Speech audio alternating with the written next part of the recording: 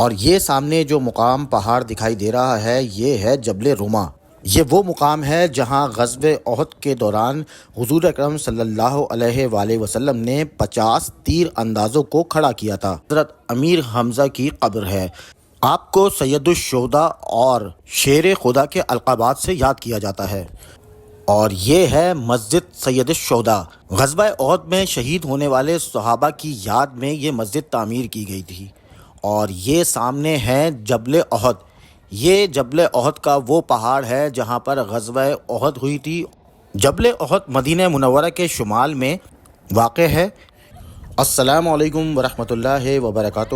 تو مدینہ منورہ کے زیارتوں کی یہ دوسری ویڈیو ہے، اور اس ویڈیو کے اندر ہم آپ کو دکھاتے ہیں جبل احد، جنگ احد میں شہید ہونے والے حضرت امیر حمزہ کی قبر، مسجد سید الشہداء اور جبل روما۔ تو یہ تمام ایک ہی مقام پر واقع ہے۔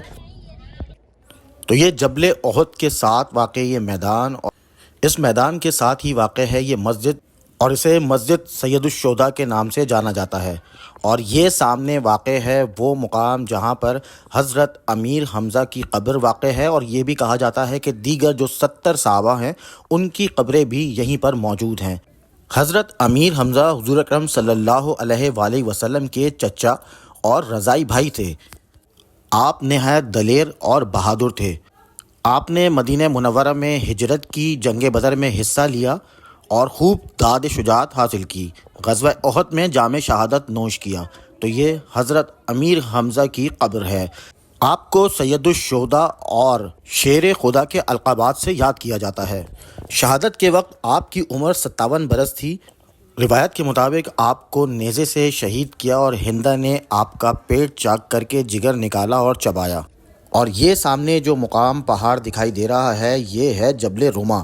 یہ وہ مقام ہے جہاں غزوہ احد کے دوران حضور اکرم صلی اللہ علیہ وآلہ وسلم نے 50 تیر اندازوں کو کھڑا کیا تھا، اور انہیں تاکید کی تھی کہ جنگ کی جو بھی صورتحال ہو وہ اس جگہ کو نہ چھوڑیں۔ ابتدائی فتح کے بعد کچھ تیر اندازوں نے سامان غنیمت جمع کرنے کے لیے پہاڑ چھوڑ دیا، جس سے مسلمانوں کی پیٹھ دشمن کے حملے کی زد میں آ گئی۔ قریش کی فوج نے پیچھے سے حملہ کیا، جس سے مسلمانوں کو شدید جانی نقصان اٹھانا پڑا۔ جبل روما کی نافرمانی کو قرآن میں بھی اشارتاً بیان کیا گیا ہے، جس کا ترجمہ ہے کہ تم میں سے بعض دنیا کے مال کی خواہش رکھتے تھے اور بعض آخرت کی۔ یہ پہاڑ مدینہ کے شمال میں واقع ہے اور تاریخی سیاحتی مقام کے طور پر جانا جاتا ہے۔ یہاں تیر اندازوں کی یاد میں نشانات بھی موجود ہیں۔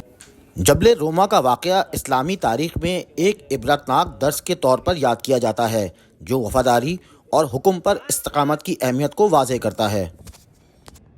تو مدینہ کی زیارتوں پہ جانے والے بیشتر افراد جو اس مقام پر آتے ہیں وہ اس پہاڑ پر چڑھتے ہیں۔ چونکہ اس پہاڑ کی اونچائی اتنی زیادہ نہیں ہے، لیکن اس پہاڑ کے اوپر سے یہ تمام مناظر دکھائی دیتے ہیں۔ اور یہ ہے مسجد سید الشہداء۔ غزوہ احد میں شہید ہونے والے صحابہ کی یاد میں یہ مسجد تعمیر کی گئی تھی۔ اور یہ سامنے ہے جبل احد۔ یہ جبل احد کا وہ پہاڑ ہے جہاں پر غزوہ احد ہوئی تھی۔ جبل احد مدینہ منورہ کے شمال میں واقع ہے۔ یہ پہاڑ 1077 میٹر یعنی 3533 فٹ بلند ہے۔ اس مقام پر مشرکین مکہ اور مسلمانوں کے درمیان دوسرا غزوہ پیش آیا تھا۔ اور یہ سامنے وہ مقام ہے جہاں پر حضرت امیر حمزہ کی قبر ہے۔